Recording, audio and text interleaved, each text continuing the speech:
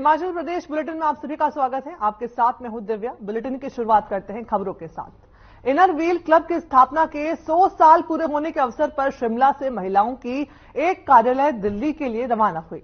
इस रैली का शुभारंभ मुख्यमंत्री सुखविंदर सिंह सुक्खू ने किया।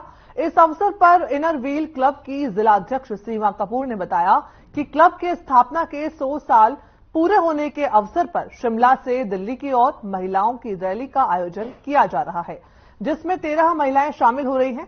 इसके अलावा शिमला से दिल्ली के सफर में विभिन्न स्थानों पर क्लब के सदस्य महिलाओं की श्रेणी में शामिल होंगे। वहीं सीएम सुक्खू ने कहा कि आज के समाज में महिलाएं हर क्षेत्र में आगे बढ़ रही हैं और वहीं समाज उन्नति भी कर रहा है। जिसमें महिला पुरुषों के कंधों से कंधा मिलाकर आगे बढ़ती है, वो समाज निरंतर उन्नति करता है।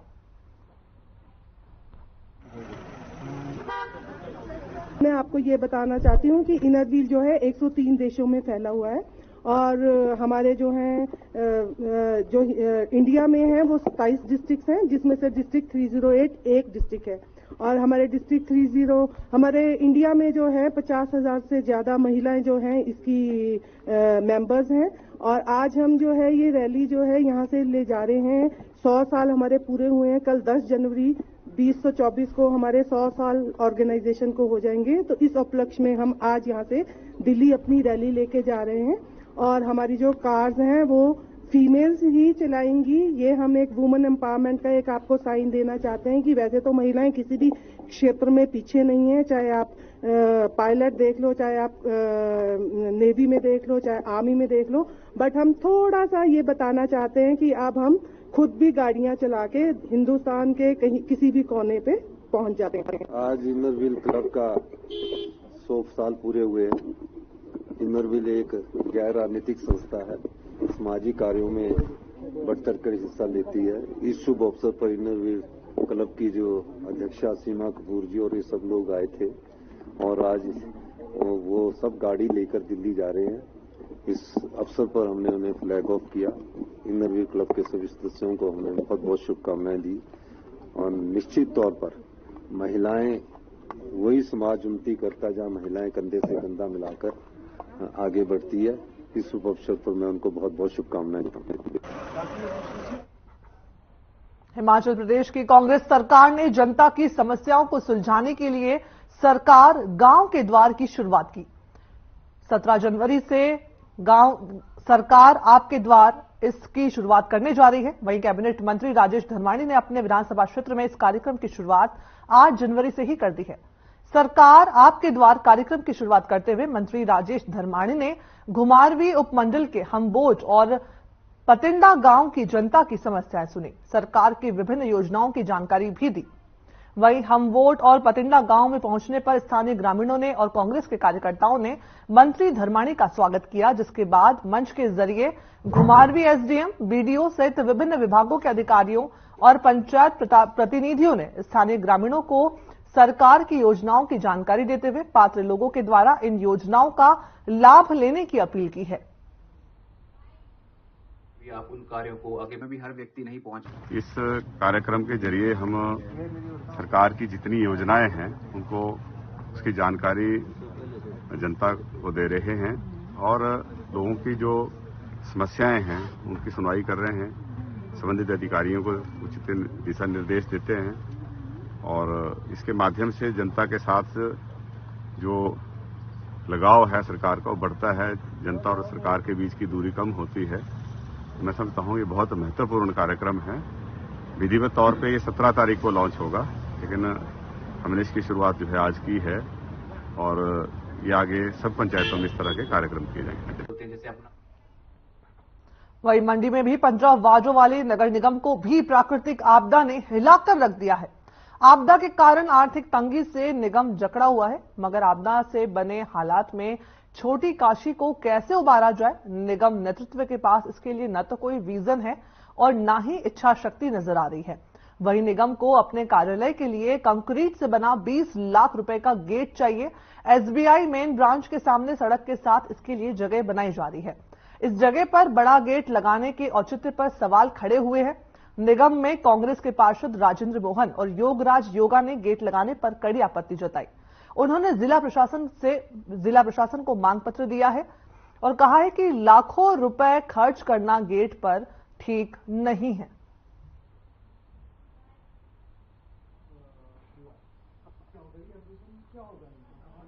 हमारे नगर निगम के माध्यम से स्टेट बैंक और गांधी भवन के बीच में गेट बनवाया जा रहा है, जो कि जिसका हम खंडन कर रहे हैं। हमने हाउस में मैंने ये प्रस्ताव पास करवाया था, सभी ने इसका समर्थन भी किया था कि उस स्थान पर भीमराव अंबेडकर की मूर्ति लगाई जाए या राजा वीरभद्र सिंह जी की मूर्ति लगाई जाए।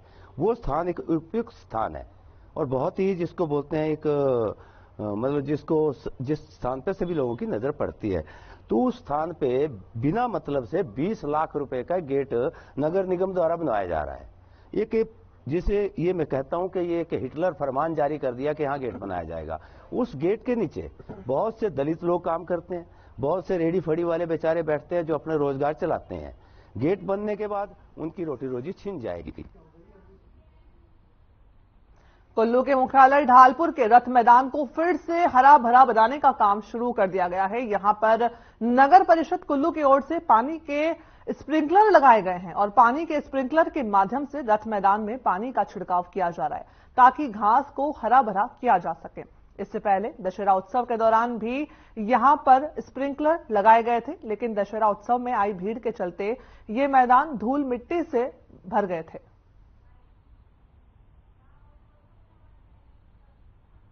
संपन्न होने के बाद जो है नगर परिषद पूरी तरह से एक्टिव है और सारे जो ढालपुर की अगर हम बात करें, यहाँ पर रथ मैदान में जो है स्प्रिंकल सिस्टम लगाए गए हैं। आज से हमने इसका यहाँ शुरू कर दिया है। पानी यहाँ पे एक बार फिर छिड़काव किया जा रहा है ताकि धूल मिट्टी जो उड़ रही है वह बैठ सके। और जो घास हमने दशहरे से पहले यहाँ पे नगर परिषद की ओर से लगाई गई थी और पूरी मेहनत हमने की थी। आप लोगों ने भी देखा था कि किस तरह से दिन रात हमारे कर्मचारी यहाँ पर लगे रहते थे। देर रात भी यहाँ पे जो है घास अच्छी से सके, इसे लेकर यहाँ पानी भी का छिड़काव किया गया और अभी दशहरे के दौरान थोड़ी घास जो है हट गई है, लेकिन फिर से वो दोबारा उग सके इसके लिए यहाँ पर जो है पानी का छिड़काव किया जा रहा है।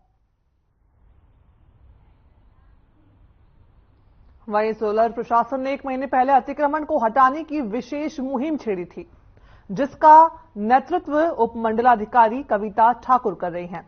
इस मुहिम को चले हुए 1 माह 2 दिन हो गए हैं, जिसके तहत खुंडधार में एसडीएम के नेतृत्व में जेसीबी के माध्यम से अतिक्रमण को हटाया गया। सोलन में अतिक्रमण को हटाने की इस मुहिम ने रंगत दिखानी शुरू कर दी है। आज 8 जनवरी है तो 1 महीने से ऊपर हो गया है और लोगों ने हमें बहुत सहयोग दिया है, बहुत अच्छा रिस्पांस है। और अभी भी कुछ देर पहले कुछ लोग आए थे यहाँ पे और उन्होंने हमें ये ऑफर दी है कि वो अपनी एस्टेब्लिशमेंट्स के आगे 2 मीटर के पेवर्स लगाना चाह रहे हैं। तो अभी हम वो स्पॉट देखने जाएंगे ताकि ये जो एक्सरसाइज है काफी हद तक पब्लिक फंडिंग से हो जाए और जल्दी हो। तो ये हम यहाँ सेर 45 हमने खत्म किया है पिछले कल और सैटरडे को, और अब ये आगे शांति का पैच शुरू कर लें जहाँ पे सेटलमेंट चल रहा है। तो हमने सेटलमेंट के स्टाफ के लिए भी एसओ को रिक्वेस्ट की है कि वो उनको हमारे साथ डिप्यूट करें ताकि एक्सरसाइज आगे की तरफ। वहीं हिमाचल हाईकोर्ट ने पूर्व डीजीपी संजय कुंडू और एसपी कांगड़ा शालिनी अग्निहोत्री की रिकॉल एप्लीकेशन डिसमिस कर दी है और मामले को लेकर 1 सप्ताह में आईजी स्तर के अधिकारी की देखरेख में एसआईटी टीम गठित करने और जांच करने के आदेश दिए हैं।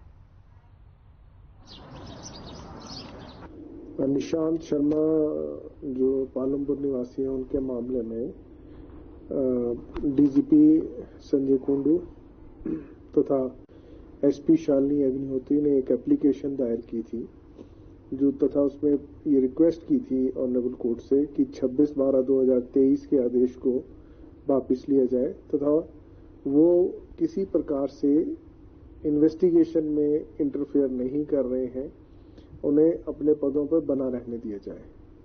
आज उस याचिका को उच्च न्यायालय ने खारिज कर दिया है और प्रदेश सरकार को उन्हें अब पुराने आदेश को रीट्रेट करते हुए कहा है कि इन्हें इनके पदों से स्थानांतरित कर दिया जाए।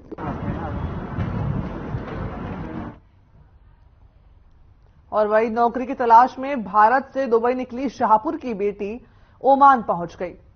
मुख्यमंत्री के प्रयास से कांगड़ा के शाहपुर विधानसभा क्षेत्र के कुठारना की युवती पवना ओमान स्थित भारतीय दूतावास में सुरक्षित पहुंच गई है। युवती की ओर से अपने भाई को भेजी गई लाइव लोकेशन के बाद कांगड़ा पुलिस ओमान में भारतीय दूतावास से उन्होंने संपर्क किया।